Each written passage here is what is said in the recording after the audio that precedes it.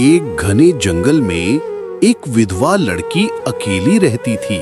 उसके आसपास कोई इंसान नहीं था। वो बिल्कुल अकेले ही अपना जीवन बिता रही थी। एक दिन उसकी मुलाकात एक रहस्यमय बंदर से हुई। धीरे धीरे उनके बीच दोस्ती हो गई। लेकिन एक रात कुछ ऐसा हुआ जिससे वो लड़की गर्भवती हो गई। उस बंदर ने ऐसा क्या किया था? जानने के लिए वीडियो को अंत तक जरूर देखें।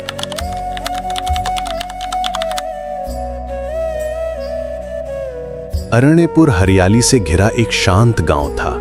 गांव कहना शायद कम होगा, ये तो प्रकृति की गोद में छिपा एक सपना था, जिसके बगल से पहाड़ी झरना बहता था और उसकी एक ओर खड़ा था घना जंगल।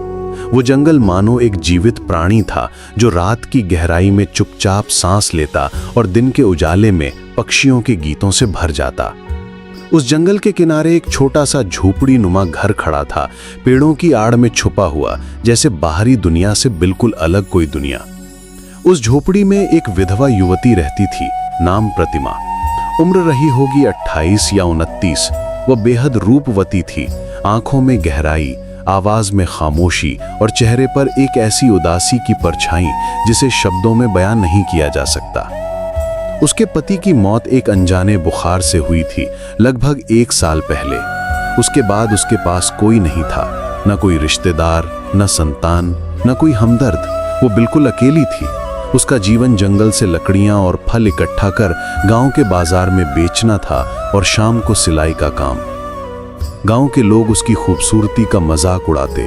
कोई कहता विधवा होकर सजना क्या जरूरी है, तो कोई कहता दिन भर जंगल में रहती है, पता नहीं किससे मिलती है वहां। प्रतिमा इन बातों का जवाब नहीं देती, सिर झुकाकर चुपचाप सुनती रहती। लेकिन उसके दिल में हर दिन खून बहता था, बस कोई सुन नहीं पाता। एक दिन सुबह सुबह वो लकड़ियां लेने जंगल गई थी। थोड़ी देर चलने के बाद अचानक एक पेड़ की टहनी टूटने की आवाज आई। प्रतिमा चौंक गई। उसके सामने एक विशालकाय बंदर पेड़ से उतरकर खड़ा हो गया। वो डरकर थोड़ा पीछे हट गई, लेकिन बंदर चुपचाप उसकी तरफ देखता रहा। उसने कोई हमला नहीं किया। प्रतिमा थोड़ी देर देखकर बोली, क्या तुम कुछ चाहते हो? बंदर धीरे से नीचे बैठ गया, जैसे समझ गया हो कि अब वो सुरक्षित है। प्रतिमा धीरे धीरे लकड़ियां बटोरने लगी। थोड़ी देर में बंदर भी उसकी मदद करने लगा। एक हाथ में फल, एक हाथ में लकड़ियां। प्रतिमा हैरान होकर उसे देखने लगी और फिर हंस पड़ी। वो धीरे से पास आई और बंदर के सिर पर हाथ फेरने लगी। उस दिन के बाद से बंदर रोज उसकी मदद करने लगा। कभी फल लाता, कभी लकड़ियां खींचता। शाम को वो झोपड़ी के सामने बैठकर प्रतिमा की सिलाई देखता। ये उसकी रोज की आदत बन गई। प्रतिमा ने बंदर का नाम रखा राणा। क्यों रखा उसे नहीं पता, बस लगा कि यही नाम ठीक है। राणा की आंखों में एक अजीब सी कोमलता थी। किसी जानवर की आंखों में ऐसा इंसानियत, ऐसी संवेदना, ऐसा स्नेह कैसे हो सकता है, यह सोचकर प्रतिमा चकित रह जाती। राणा धीरे धीरे उसके जीवन का अभिन्न साथी बन गया। उसकी तन्हाई, दर्द, अंदर की छुपी हुई सिसकियां, जैसे राणा सब समझ जाता। जब वो उदास होती, राणा उसके पास आकर सिर घिसता, हाथ पकड़कर बैठ जाता। यहां तक कि जब वो रात को सो नहीं पाती, राणा भी जागता रहता, खिड़की के पास बैठकर चांदनी में नहाए जंगल की ओर देखता। एक रात प्रतिमा बाहर आकर बैठी थी। चांदनी में उसका रूप किसी परी कथा की राजकुमारी जैसा लग रहा था। वो आसमान की तरफ देखते हुए बोली, राणा, क्या तुम हमेशा मेरे साथ रहोगे? राणा पेड़ की डाल से कूद कर आ गया और चुपचाप उसके पैरों के पास बैठ गया। प्रतिमा ने उसे गोद में उठा लिया, उसके सिर पर हाथ फेरा। उस रात पहली बार उसने महसूस किया वो अब अकेली नहीं है। दिन बीतने लगे, लेकिन अचानक प्रतिमा ने अपने शरीर में अजीब बदलाव महसूस करने शुरू कर दिए। उसकी भूख बढ़ गई, शरीर कमजोर लगने लगा, कभी कभी चक्कर आता। पहले तो उसने सोचा कि ये काम की थकान है, लेकिन अगली सुबह वो गांव की एक बूढ़ी दाई के पास गई। दाई ने थोड़ी देर जांच कर चौंकते हुए कहा, प्रतिमा, तुम गर्भवती हो? प्रतिमा हैरान होकर बोली, क्या कहा? ये कैसे हो सकता है? मेरा तो कोई नहीं है। दाई कुछ नहीं बोली, बस दुख भरी निगाहों से देखती रही। प्रतिमा के दिल में तूफान उठ खड़ा हो गया। उसकी आंखों के सामने राणा का चेहरा उभर आया। उस रात वो उसकी गोद में लेटा था। चांदनी में उसकी आंखें चमक रही थी। गांव में अफवाह फैलने में ज्यादा देर नहीं लगी। लोग कहने लगे, ये पापिन गर्भवती हो गई है, जरूर कोई राज है पीछे।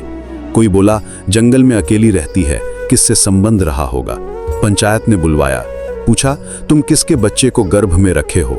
प्रतिमा ने सिर झुकाकर कहा, मुझे नहीं पता, सिर्फ राणा मेरे साथ था। सब हंसने लगे। एक बोला, तो क्या बंदर के साथ? प्रतिमा रोने लगी। उसने किसी बात का जवाब नहीं दिया। गांव की औरतों ने उससे बात करना बंद कर दिया। बच्चे उसे देखकर भागने लगे। प्रतिमा हर दिन झोपड़ी में बैठकर राणा के सिर पर हाथ फेरते हुए बस कहती, जब सब ने मुझे छोड़ा तू था, ये बच्चा भी तेरी तरह स्नेहमय हो।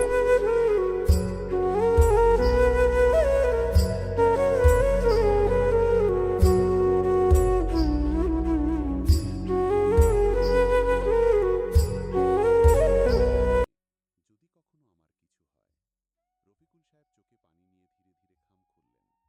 চিঠিটা লেখা, বাবা, আমি জানি তুমি এটা তখনই পড়বে যখন আমি আর থাকবো না।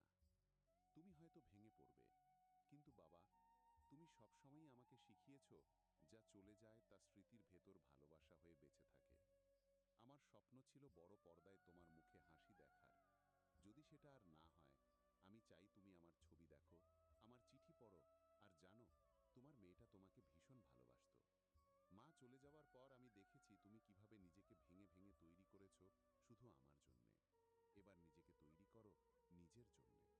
আমার ঘরের ডান পাশের ড্রয়ারটা খুলে দেখো, সেখানে একটা পেন ড্রাইভ আছে।